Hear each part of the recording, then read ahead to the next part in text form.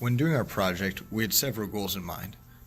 Some of our goals were to build a rocket capable of reaching an altitude of roughly 700 feet, deploy a parachute, and safely carry down an egg as a payload. Our rocket contained the following materials: cardboard tubes, an egg, balsa wood, altimeter plus camera, nylon parachute, and an Estes E9 engine with an ejection delay of 4 seconds. We chose to build a relatively small rocket in order to minimize the mass of the rocket. Thus, we chose the length of our payload tube to be 6 inches, which was enough to hold the camera and the altimeter, the egg, and a couple of couplers. We chose our body tube to be 8 inches, which held the parachute and the engine. We then designed the fins of our rockets out of balsa wood. We initially designed the model of our fins in CAD software and had them laser cut out of balsa wood. This was done to make our rocket more stable during flight so that the rocket will not steer off from its intended flight path. Because our rocket was relatively small, we had to build big enough fins to compensate for this.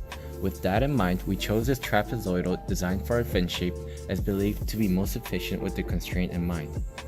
In addition, in producing appropriate thrust to the rocket, we analyzed what the thrust stand would look like over time. We observed that after ignition, the motor quickly reached its maximum thrust of about 19 newtons. It then quickly dropped to 9 newtons, which provided most of the upward propulsion force for about 2.5 seconds. The charge delay of 4 seconds caused the rocket to eject its body tube, deploy the parachutes, and safely fall down to the ground. In actual launch day, we ran into several problems of launch lugs coming off from the rocket along with the nose cone coming off the payload tube. There were additional unexpected errors such as the engine not properly fitting in the body tube and the inner tube.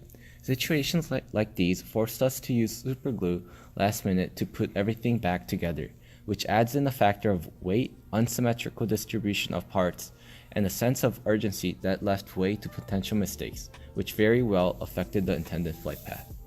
On ignition, our rocket exhibited a strange behavior by spiraling up in the air.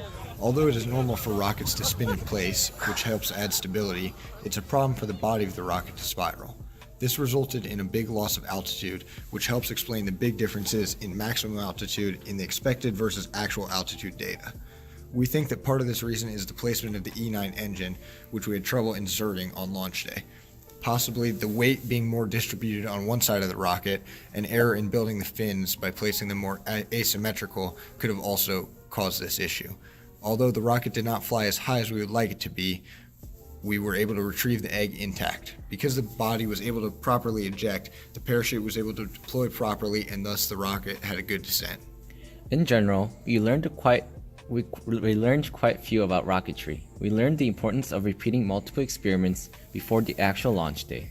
There is always a big possibility of running into unexpected situations in the actual trial because of the numerous number of variables in the environment that affects our rocket launch. Although our rocket ended up differing quite a lot from the open rocket simulation, we also appreciated the relative accuracy of simulations.